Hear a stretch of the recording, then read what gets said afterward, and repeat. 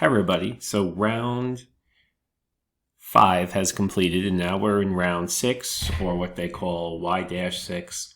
So for this company here, which I've been using as a test company to help show you the tricks of the trade for this simulation, if we look at the results for year 5, and as always is comparing my results to my results in year 4 to see what year-over-year percentage change, and then points awarded.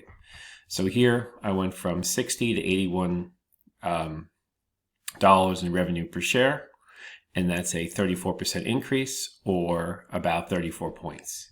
I paid down my long-term debt and short-term debt, and my profitability rose. So if you look at my quick ratio and debt ratio, they both improved. My gross profit margin went up 6 percentage points, or about 10%, and I earned 10 points for that, while my operating profits went up 15% and my net profits went up 16%. And I did that by a combination of more efficient marketing and lower interest by paying down debt. Helped these increase faster than my gross. If we look at equity is flat, but my earnings per share rose 55%. My return on assets rose as I slowed down the buying of my assets and sped up the increase in my profits.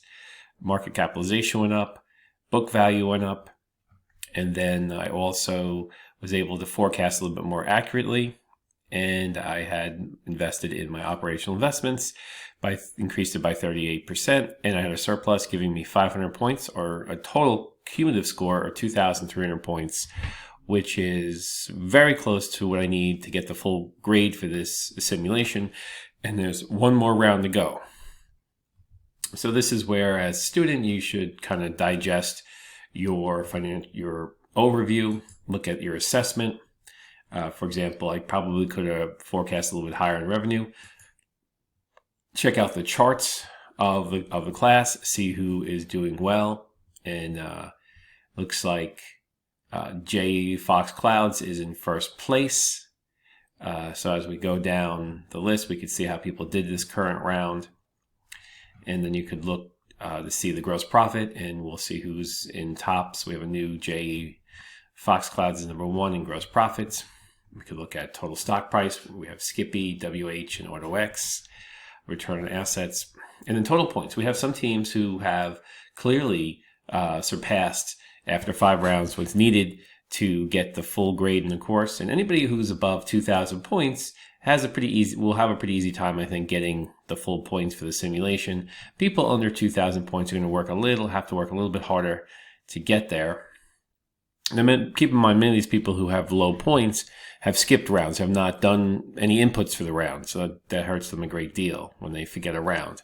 Okay, so check that out. Then you can go to your industry. You can go to your top performers in the industry and see how did they do things? What did they do that made things better? So you can check out everyone's performance and kind of, get some ideas from them.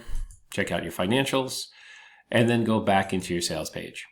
And now you could see here in the sales page, if I want to have a good idea of what I'm going to be doing, I see my operational costs reductions have hit the max, which were $12,000 is the max. I'm going into the last round with the max. And then I'm also going to, again, go to the user guide to kind of see where are the sales going to be in this last round. So this last round, year 6, sales are going to be going up pretty high. So we're moving from, if you look at the beginning of the simulation, sales were around 2,000 for each car, and after these growth rates, now they're 6, 9, 4, and 7. So it's gone up quite a bit. So you want to keep that in mind, that the sales are growing quickly. So now, of course, the strategy is always, let's make a better car than the previous year. So I'm going to try to increase everything to see where that gets me. And I'm able to increase my profit margins a great deal. So then I could, you should put some things that are less important. can do that. So if you've made those operational investments during your time with the simulation, then you should really be able to make a very decent car, as you're going through this. So your car should be able to be in a better place, and your profit margins should be improving. Now, if your profit margins are not improving, that's not like a big improvement there. So I might want to look at trimming back a couple of statistics here.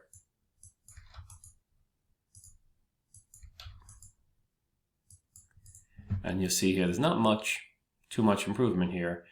So that's disappointing, but at least I'm going up 2 percentage points, and maybe I want to pull back a little bit on my forecast, being that this car is not going to be really exceeding much of the customer expectations. So let's see what I can do with truck here.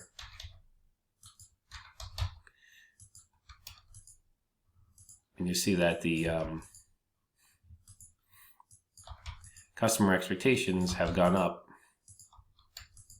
quite a bit on this. And again, I'll take anything, better than 3 percentage points. I think is pretty good. But I might be able to do a little better. So this is probably, I'm trying to get these errors here.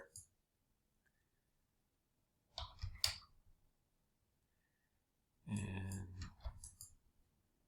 see if I could pull back a little bit. I want to get it at least 4% higher, because it gets difficult in this last round because we have, expectations are going up by customers. They want a better car, and I'm trying to deliver on that, and it's hard. So let's see. And this actually, the profit margin went down, so I'm gonna have to go back and try to increase things a little bit more. Decrease things a little bit more.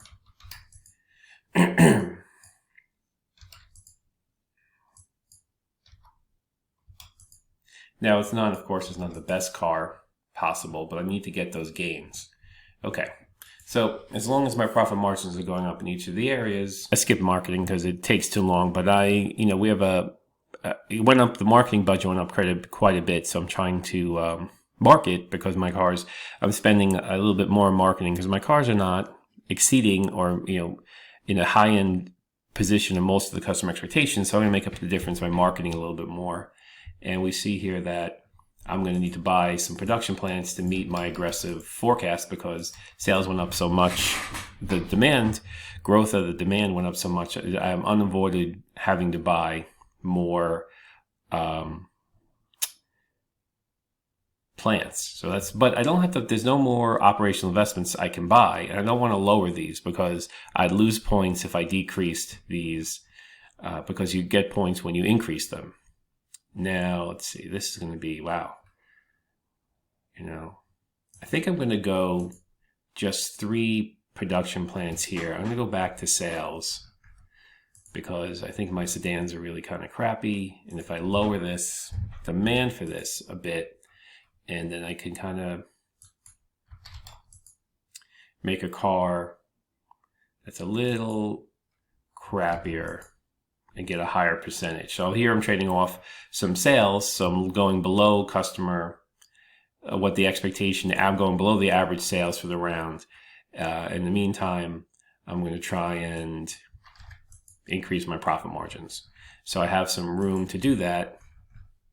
The strategy here is if I pull back a little bit, I won't have to buy 4 production plants. I'll just have to buy 3. Will give me 100% capacity utilization, which would be good for my asset utilization. And since I'm not likely, I'm almost guaranteed to sell 9,000 cars. I like that guarantee with no disappointment in my forecast.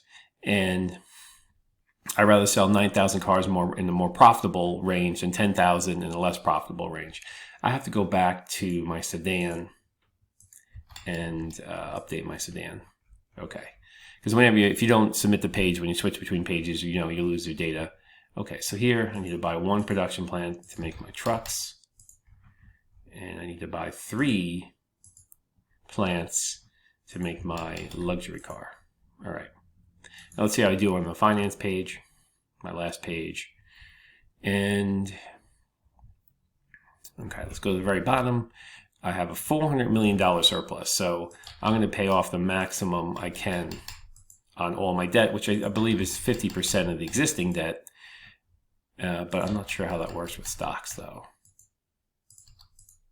Okay, so I'll spend what I can here to lower. And you see that if you look at the stock price and earnings per share, you see that if you look at the earnings per share and stock price, you'll see that it does improve when I buy back stock. And all the per share ratios will improve when I buy back stock, but I'm buying back stock at $131 a share, so I'm not really able to buy that many shares. So, okay, so I'm going to finish the round here and complete that round. Now let's go in and review. I can always go, I'm going to go back into the game. I'm not going to change anything, but I want to go to charts. And let's go to the industry charts. And let's look at, okay, we have year 5 here, and you see a huge jump up in net profits per team. So the teams who know, they know what they're doing. So they know how this game, anybody over 200 million in net profits is 50 million more than last round. So we see a lot of teams in this 200 plus million. And these teams, they get it. They know what they're doing, which is great. Now, we had one team lose a lot of points here. So this team should really reevaluate. They might have missed the round, skipped the round, not made any entries. They could still come back big in the last round. They just have to get in there and make the decisions on Saturday. Okay, so we have a couple teams here with tremendous points. So you see here, what's happening is that these teams are probably most likely bouncing back from, oh no, this team is doing really great. So 500 points, 500 points, 700 points. So this team really is catching on what to do. And remember that this team had a really bad round. So they reassessed what they had to do and then came back strong. And any team can do that. What's great about the simulation is if you have a bad round, because it looks at year over year change, the next round, if you get everything right, you get back on track, you can make a lot of those points back that you lost in a bad round, which makes the game very fair for everyone. Okay. Now, number 1 in stock price, we still have Skippy and WH Auto. So no big changes in the number of stock price. So we have a big bandwidth of 140 down to $21. You can see that the decisions you make really start to amplify as you move on to the end of the simulation here. And this, now we have a new leader in sales with almost $1 billion in sales. So, we have a lot of companies up close to the top end range of sales. And earnings per share. So these teams, this team made a nice comeback here, $3 earnings per share. We have a new leader in earnings per share, WH Auto, with Skippy, Katrina and the Waves at top for earnings per share, which is really what investors like, and this should certainly help your stock prices. Okay, so there you have it. So by and large, everyone's improving their company and doing well, and looks like more than 80% of the class are on track to get the full points for this simulation, which really cements and reinforces your strategy, ideas and concepts, and how to maximize shareholder profits and understand how, financial ratios, and how your decisions lead to overall improvement of your company's performance and your strategy within this particular industry. So it's a really good way of reinforcing the topics in the class. I hope you've enjoyed the simulation. This is my last video for the simulation. I wish you the best luck in year 6, and I hope you do well. So talk to you soon.